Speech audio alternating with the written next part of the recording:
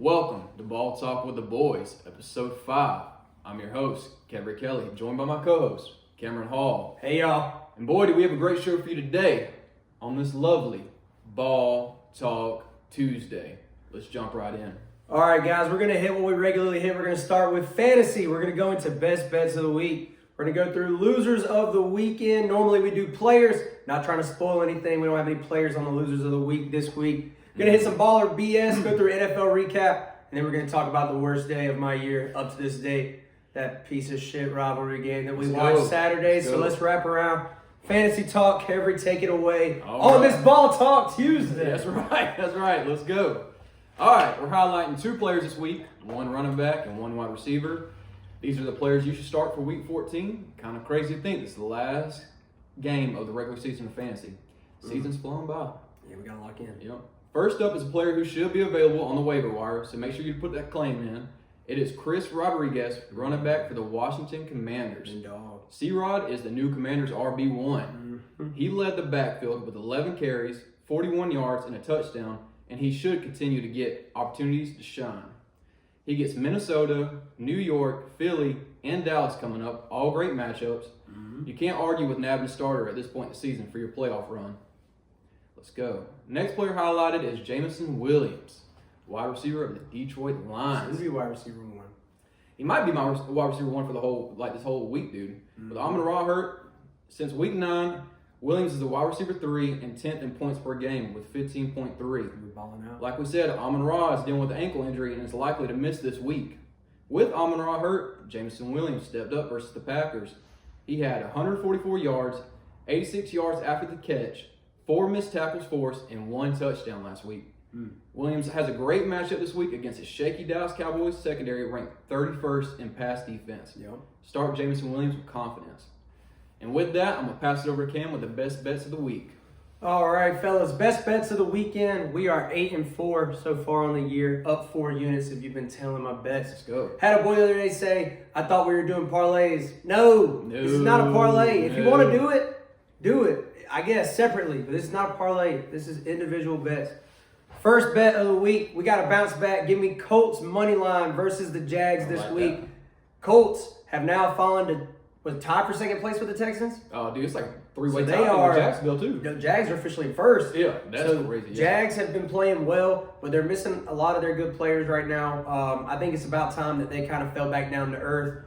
The Colts basically got their backs against the wall. If they want to have a chance to win the division, have an easy way into the playoffs, they really need to win this game. If they go back another game against the Jags, that might be it for them this year. Not to mention either, the Chiefs, I mean, you say it kind of crazy like they have to win out, but, I mean, it's the Chiefs. They could easily win out. Yeah, and if the Chiefs win out and the Colts lose a couple games, the Colts won't even make the playoffs at all. So they'll go from being top AFC team 4 weeks ago to maybe not even making the playoffs. So they got to win this week to be able to try and win that division.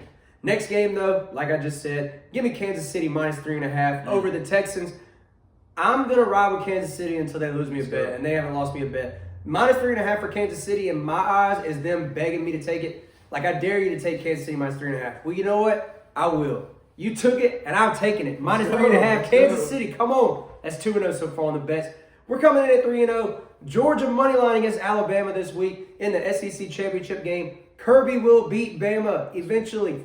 The last time they played twice in a year, he lost the first one, came back, bounced back, won the second. I like it. Give me Georgia money line to beat Bama. Bama's in a bad spot. They got a lot of hurt players. Georgia's hot right now. Quarterback's on fire. Started off slow. He's been balling out ever since, like week 7, week 8. Give me Georgia money line if you guys want to make some money this week. That is 3-0 right there. 3-0 on the bets this week. I feel really confident on those. Man, I like the energy, man. I got the energy today, man. Come on. Freaking out of Diet Pepsi this morning. Let's go. All right, losers of the week. Kevry, take it away. Start us off. All right. My biggest loser of the week, Ole Miss football in general, man. Jeez, that's rough. Vibes are down now. The vibes are down. You lost arguably a top 3 coach in college football in Lane Kiffin, maybe the best coach of NIL area, and he goes at your rival LSU, and it's almost like it ruined loss of words. Yeah, I know, it really lost of words, man. This is the best season Ole Miss has ever had, and it's just like the whole season's ruined because they're going to the playoffs, but they don't have their head coach. I mean, I don't know, man. I don't know what Ole Miss does now because I know they hired Golden, but that's not Lane Kiffin, man. So I think that's. But it's like, and also it's a weird. The whole scenario is weird. Yeah. Because Lane came out and said, AD wouldn't let me coach. All the players really want to be a coach, and the players are slowly coming to the rise saying that ain't what you said in the meeting the other night. And it's like, we all know Lane is a little bit sly, but I mean at the same time, you can't blame either party. Damn it. I'm eventually going to stop doing this, bro. 6-7. But, for real, you can't blame either party. Lane, his only choice was to take the job beforehand. That's right. And then, as an AD, you can't get bitched by Lane and be like, okay, you're allowed to coach our team the rest of the way, and then you're going to ditch us for our rivals. So, like, I see both sides of the spectrum. At the end of the day, football, college football is who should take the blame. Yeah. Because they have completely fucked up the entire calendar, and they ruin it for kids, they ruin it for coaches. I mean, Bo Perbula last year had to leave the team before they could even go to the playoff because he had to get in the portal so he could find somewhere to go. It's just bullshit. They definitely had to put regulations on it. But it's such bullshit. I get it from Lane. That's what I was telling one of my buddies. I think Lane ran his course at Ole Miss. It was a good, like, together they were good, but he wasn't ever going to win a national championship there. And the thing is, LSU has a top 5 class of recruiting right now, and they didn't even have a head coach. That's the difference right now. Yeah. Now he's at LSU, so he's going to recruit the best players. He's going to get the best transfer players. Dude, he's going to win immediately. I think next year they're a top 3 team going into there, a national championship favorite. And at Ole Miss, a lot would have to go right for that to be the case. So it's kind of like in NFL terms, you're going to a team that has the most money in cap every year. You're going to a team that has the most draft picks every year. That's what I'm saying. Like, at the end of the day, Lane talked about it in his press conference. He says, I don't care what scheme I have, because, Lane's a good offensive mind.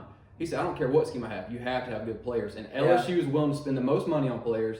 And I'm about to say 5 stars live in Louisiana. I mean, they just come, dude. Well, it's not only that. It's not even that. Lane, they just be coming, bro.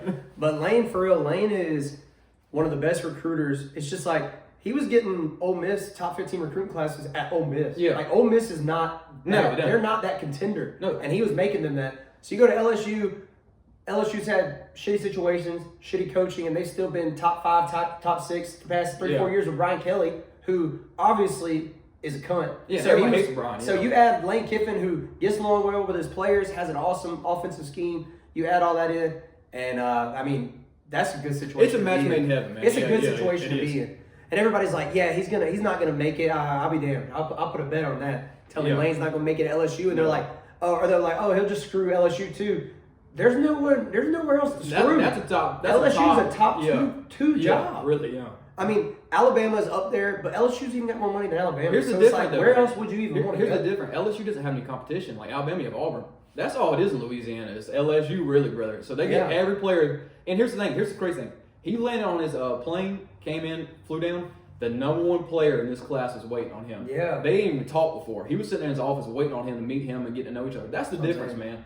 They got some stuff that you can't coach. Like, they have the brand. Yeah. Like, he turned a non-brand into a brand. I can only imagine. I can't wait to see what he does with a brand that already has a brand name for itself. Right. So that's gonna be awesome. But yeah, loser of the week, Ole Miss, terrible. Yeah.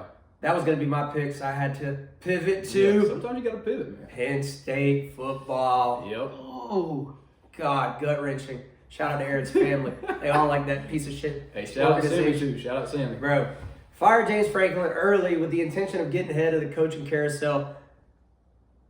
How are you the last person to get a coach? You fired him in week 4. Dude, you fired him in week 4. No one left. And you have yet to even... There's not even been a hot name on the board. Yeah, I know. I mean, I was listening to Josh Pate, no free ads the other night, and he literally said he might hire one of y'all. Yeah. Like, just hit up Penn State. If you ever coach high school, and just hit up Penn State. Hit up Brian Lane, man. They don't have anybody to coach like right now. It's insane. Signing day is tomorrow. And they still have no coach. It's today, and their class is terrible, dude. Like, 128th in the country, and signing day is today. That is absurd. Yeah. James Franklin at Virginia Tech already got a bunch of players that were going to Penn State, flipping. So not only are they without a coach, they're losing all the good players they have from the coach that they fired.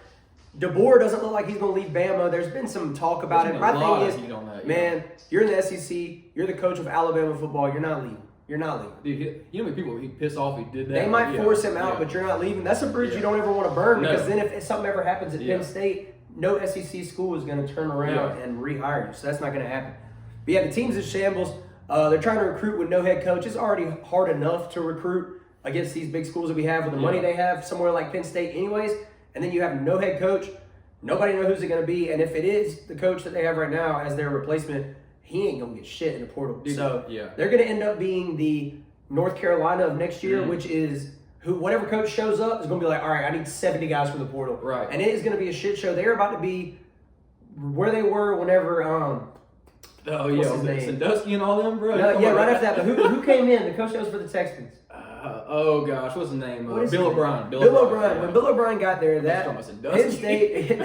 Hell, they're raping people. Chill. Damn. Censor that out, bro. Nah, Rip Sandusky. But that wasn't whatever. All right. Besides the fact, Penn State, they were in shambles whenever Bill O'Brien got there. He picked them up out of the dirt. He did. Went to Houston. They hired James Franklin, and now here they are. Not on the same terms. They ain't out here raping people and shit. We'll censor that out. But they are at a bad spot. They are. So loser of the week, Penn State football. Damn.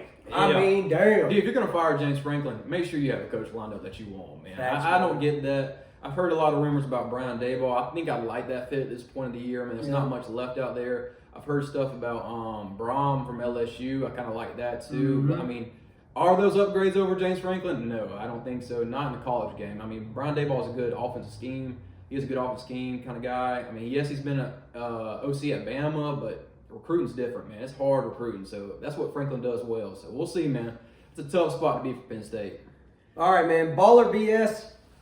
We're We're spicing it up this week. I'm tired of all these easy questions. Let's hear it, man. Summerall takes Tulane to the playoff, turns around, goes to Florida, wins 9 games in his first year at Florida.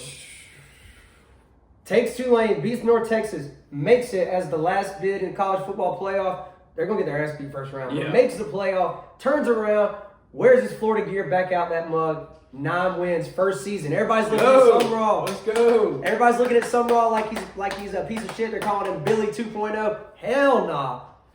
Hell no. I don't know anything about him, but 9-3, bro. He just had a good vibe at his press conference. Yeah, good vibe. he definitely a chill guy. That's for sure. Dude, bro. I mean, that guy's vibes. Hey, bro, shout out Summerall, man. I gotta say though, man, Baller BS, that shit is fucking BS. Have you seen their schedule? They're lucky to make a bowl next year. Nah, I think you'll have some success. But 9 wins, man, I don't know. Come on, man. bro. Don't know. Sorry, Dad, for watching that for cussing, but I don't know the schedule, man. 9 wins is rough. But he is a good coach. Let's even see. I want to see what does their schedule look like. If it's something like this year, bro, it's going to be hard to get 9 wins. Let's see here. Well, they play South Carolina? Because that's definitely a win. Let's see here. All right, here it is. All right, next year, in order, they play Florida Atlantic, dub. Yeah. Campbell, dub. Georgia, L. Florida State, It's also 6-7. Yeah. Auburn, new coach. Dub, 3-1. Auburn. They don't even have a coach yet, do they? Oh, yeah, they do. They got goals. Yeah. Man. Nah. Dub, 4-1. Oklahoma, L, 4-2. Ole Miss. That's a winnable game. Dub. Oh, this next one. 5-2. South Carolina Gamecocks, they are going to get splatted. That's easy, dub. L. Vanderbilt. Hold on now. I'm looking at the schedule. There is an opportunity that they get 9 wins, but you're going to have to beat the likes of a Missouri. You're going to have to beat the likes of a Vanderbilt. I mean, there's no easy wins besides like South Carolina on that schedule. You funny motherfucker, you. Hey. Yeah, I'm going to keep it real, bro. I think Campbell might be like plus 14.5. South Carolina might be like plus 17. We might be below Campbell. The Campbell Camels? Shit. Florida State should be better next year, too, so I don't know, man. We'll see. Yeah, 9 might be pushing it, but hell, I mean, looking at this schedule, Ole Miss, we don't know what they're going to be. Yeah, I mean, I'm not saying South Carolina's definitely going to come out guns up blazing. Yeah, I mean, Cox they might by 90. Cox by 90 for sure. They're going to come out mad, fiery. Yeah, So, people will probably fired by then, so y'all probably a better team. So. Yeah, we'll probably have Clayton White running the team by then. Spurs coming out of retirement, what I heard, man. But yeah, 9-3 Florida. Go ahead and mark that. If you guys want to take a take the over on those wins. It'll probably be like 5.5. Yeah. So if you take over 8.5, you're gonna be getting yeah. great odds. Add that to best bets of the week. Let's go. All right, man. NFL recap. We'll hit on it for a minute. Best games of the weekend. I got the Cowboys versus the Chiefs this week. Crazy game, back and forth on Thanksgiving. My ass was stuffed. Oh yeah, I was stuffed like 8 turkey. beers deep, half drunk. It was incredible. 28-31. Freaking nothing you want to see more than an offensive showcase. That's right. On Thanksgiving. Go, dude. It was incredible. Shout out to Ellie Kelly's first That's right. Thanksgiving. Shout out to the baby. Yep. But anyways, enough of that. Pat Mahomes having his best season Go. in 3 years, but he's getting let down by his The team. defense is selling. Worst record they've had, and when I can remember this deep into the season, they're not looking good, man. I mean, it's not even all about the Chiefs being bad, though. I mean, the Cowboys are kind of on the ups. They turned it up, man. They turned it up. They've turned it up. And they were saying the other day that Quinn Williams wasn't a secondary choice, that apparently they wanted to give Parsons and for Quinnen in a first. I saw that. Jerry's the biggest capper. Now, I mean, is he bullshitting? That Maybe. boy Jerry loves He might be Thursday bullshitting, box. but I mean, I'm telling you, man. He's Quinn made a Williams has difference, been a game changer. Yeah, yes. And they still have a first on top of that to use next year. I think I saw a stat where their run defense was ranked 28 before Quinnen, and now it's first since they traded for Quinnen. Is that not crazy? That's like the biggest impact from a player has had like ever, I think, immediately, dude. That's crazy impact. It's insane, dude. It really is. It's changed their whole team around. I mean, they've been incredible. Yeah. We hate to say it because we hate the Cowboys. Yeah, I hate the Cowboys. Shout out Brady. Yeah, shout out Ryan. Hate the Cowboys. Boo, Cowboys. Yeah, their ass. Whatever. It's fine. We whooped that ass. We did. That is true. Hey, until next year. But we Quinn Williams, like I said, great pickup. He looks really good. Yeah, yes, he does. From the beginning of the year, their defense made a complete turnaround. Dak's looking like MVP Dak again. I mean, he's throwing dots left and right. He had one bad interception in the game, but after that, he was lights out. Almost had a perfect passer rating for like the last 3 quarters of the game. So, like I said, Pat Mahomes, 4 touchdown passes. You can't blame him. It's just last year, like I said, they won every single one-possession game, and this year it's just when you flip a coin and you hit heads 8 times in a row, it doesn't mean the next year it's going to hit eight times again. So, I mean, it's split right there. I like that. Yeah. I mean, last year they flipped a coin, they hit heads 8 times in a row. This year has been all tails, It's bro. a game of inches. It's a game of inches, just like life. Game of inches. A game of inches, and every inch matters. It does. Every inch does matter. Cowboys, Chiefs. What a game! Oh god. Thanksgiving, what a day, dude. Great day. Come on, go Turkey. And man, backyard football MVP right here. Yep, that's right. Congratulations. He was playing his daughter and his wife. Or his girlfriend. I was playing my 6-year-old dad. Hey. Take that L, Deborah. All right, let's go, man. What you got? Hey, man, you know I gotta talk about them Carolina Panthers with sharp teeth and claws. Man, big time dub over the Rams. Sorry ass Rams, best team to leave my ass, bro. Belt to ass. They did get that. Man, I tell you what, this Carolina team confusing as hell. But Lord, I'll take awesome. it. Man. Best season I've watched in years. This is how you know if you're. So fun. This is how you know if you're a good team. If the Carolina Panthers play you good, you're a good team. If the Carolina Panthers play bad, you're a bad team. Yeah. So we play up the comp and we play down the comp. Yeah, I mean, this season we have lost to the Cardinals, we have lost to the Saints, and we have beat the Green Bay Packers, and we have beat the Rams. I think that was like, we were like double-digit underdogs. I mean, I know they're a little bit of a different team, but we beat the Cowboys too. Yeah. I mean, we have beat some really good, like every game on the schedule I thought was a dub, we have lost, and every game on the schedule I was like, that's a definite L, we have won them so far. That's what I'm saying. If we can just get more consistent, and I think it starts with Bryce, obviously. He's literally what the team is. I mean, if he plays bad, we suck. If he plays good, we're great. Yeah. But the defense stepped up in a big way, causing 3 turnovers. I mean, that was huge. Matt Stafford hadn't thrown a pick in like, what? 28 touchdowns. Yeah, it was like since week 3. Yeah. So that's crazy. Defense did that without JC. Bryce played clean, confident football, which we need every week, Bryce. Yeah, no kidding. And I tell you what, man, it ain't hard, but when we run the ball efficiently, we win games. When we use Rico, when we use Chuba, we win games. And also use both of them. Yes. That's the thing, like Chuba's back healthy now. Chuba was not healthy. That's why we were going straight on Rico. You don't have to do that anymore. Yeah. Because they have 2 different running styles. Like Rico is like a he's like Le'Veon Bell. He's patient, yeah. He's patient, but then he hits the gap. Yeah. Chuba, like he can Chuba's a grinder. He can take it outside or he can take it right up the middle, Yeah. but he is not finessing. Like Chuba is going to get the ball, and if the gap is closed, he's just going to hit the gap going 100 miles an hour and just see how far he can get within the pile. Chuba's going to get you 4. Yes. Rico's going to give you explosive Rico can plays. get you 3 or he can get you 17. Yes, right. Chuba is a consistent 5-yard runner. He ain't gonna get you more than 5 often, but he's also not gonna get stuffed too much. There ain't no reason for none of these guys, both of them, to get 15 carries each a game. I know there's no reason. No reason not. But Bryce is the definition of anxiety. He Yeah. gives me anxiety. Oh, boy, we I should can't watch you. stand it, bro. He's a 6'7". Yeah. I mean, he is terrible, bro. Yeah. And then he is awesome, and it makes no sense. Y'all, I know you guys listen to this podcast all the way through. I ain't got to worry about that. Yeah. But I mean, we say it every week. I'm like, I'm out on Bryce. I'm back in on Literally, Bryce. dude, I'm out on Bryce. I called I'm him back out. in on Bryce. Every time I call him out, he steps up, and then the next week, I mean, I know it's coming this week. I think we're about to pick up his 5th-year option. That is what he needs to show me. Yeah. He has shown me that he can be a franchise quarterback. He has shown me he has the skills and what it takes. Now he needs to show me consistency. Your worst week cannot be Daniel Jones' worst week. Your worst week has to be an Aaron Rodgers bad week. I'm cool with an interception. I'm cool with a couple bad passes. I'm not cool with 2 fumbles and 2 picks. I'm not cool with that. You can't go from dog shit to incredible. It just can't be that. You got to find a happy. That's what makes the great quarterbacks great. They're happy. consistent and they always show up. Yep. That win puts us right back in the playoff picture, brother. Yep. I mean, we got what? 4 games left? Something We hold up the destiny to our playoff picture. Yeah. If we go 2-2, but those 2 wins are against Tampa Bay, we're in the playoffs. Yeah. Gosh. That's I crazy. might cry. I'm about to cry too because I know that they're going to flop But on my ass. I know what's going to happen. We're going to come out to bye and lose the damn Saints on our luck, brother. And Yeah, then we'll we're go gonna be beat Seattle somehow, and then, Yeah. Of course, I'm going to Seattle game, so. Yeah. it's Hey. good. But yeah, But- man. All right. Time for the part. You can cut it off. And actually, turn it up some, guys, because we're going to do a little recap of the last week we had in college football, and Lord, was it a great week for them Clemson Tigers. 28-14, belt to ass on the on the Shamecocks. I know all my Carolina fans are pissed right now, but It was a battle of the shit versus the shit I'm about to stains. say we both suck, dude. At the end of the day. But Clemson defense stepped up. I mean, They did. I mean, They we did. didn't allow y'all to pick up a 3rd down until like the last drive of the game. Yeah, I will say we had 2 great plays, and I was at the game, and I told everybody when we were sitting there, I was like, those 2 plays have kept us in the game. Clemson has outplayed us. Offense has got to step it up in the second half, or it's going to be rough.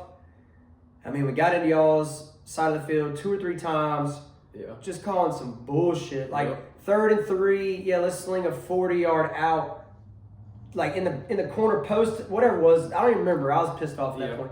Just slings it on 3rd and 3, and then 4th and 3. It's like, okay, now we'll do a play action throw in the middle of the field where nobody's open. That was basically the story of the day. We had opportunities, and we completely gave up on them.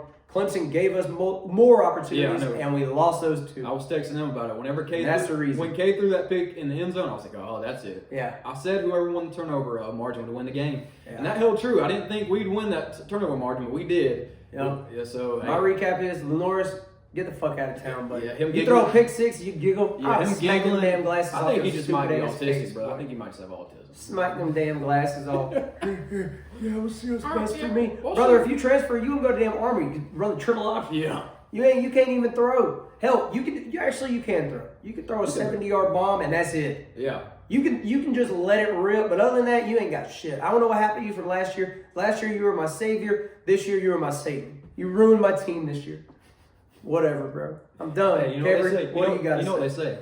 It's always next year, brother. Yeah. Hey, whatever. I mean, it's a big win for Clemson, I guess. 7-5. I mean, it's not like we're playing for anything, but at least we'll go to a bowl game, maybe get 8 wins. I talked to them about this earlier. If we get 8 wins, the way we started, I'll take that. It's not a terrible season. Yeah. But going forward, there still needs to be changes on Clemson's part. I mean, we definitely have to use the portal. I know we just signed, 17 players today, so that's not a big class. So Dabo said he's going to make a lot of changes in our staff. I think Garrett Riley's gone. I know he was ready to take the North Texas job. Of course, they picked somebody else, so damn it. But I think we're going to make big changes. We're going to get rid of all the friggin' Daniel players and the white kids on our team. We need some more dogs, bro. And got to get down CJ Spiller out of there. Hey, God. Get rid of all the white kids, need more dogs. Saying there ain't no white dogs out there, bro. We need more. You know what I mean, man. Nah, I'm kidding, bro. I'm white and I'm a dog. Check me No, out. we need less 3 stars and Sweeney's sons playing out there. We need 5 stars, dogs. Go get it, man. That's what when Clemson was good, man. That's what we had, man. Now we got all Daniel High School players on our team, man. Let walk-ons play. I mean, shit, man. No wonder we suck. On the real though, seriously, I mean, Lenores is a great talent. If he comes back, I wouldn't be upset. But if he leaves, I'm also okay because I think Cutter Woods got a decent chance to be a pretty good player. Big kid, did great in high school. I mean, he didn't play the best talent, but I mean, these days you can only do what you can control. So he looked really good in the spring game. I got a lot of faith in him. So we'll see. Speaking of Lane Kiffin, he just flipped Landon Duckworth today. No, he did not. Yep, he's an LSU commit, 4-star quarterback in y'all's class. Did he really? I swear. Kiffin already working, man. Thanks for that breaking news. Duckworth is a Tiger. All right, man. Well, that's going to do it for episode 5. I'm going to go drown myself in the bathtub. We'll see you guys next time. Go. Make sure you like. Make sure you subscribe. Ball Talk with the Boys on YouTube. Ball Talk with the Boys on TikTok. We got a few big ones out there. Got some views on one this past couple weeks. So check in for some latest news. Check in for your bets of the week. Check in for your fantasy players. And we'll see you guys next week. Catch y'all next For week. the beginning of 6-7 episode. 6-7.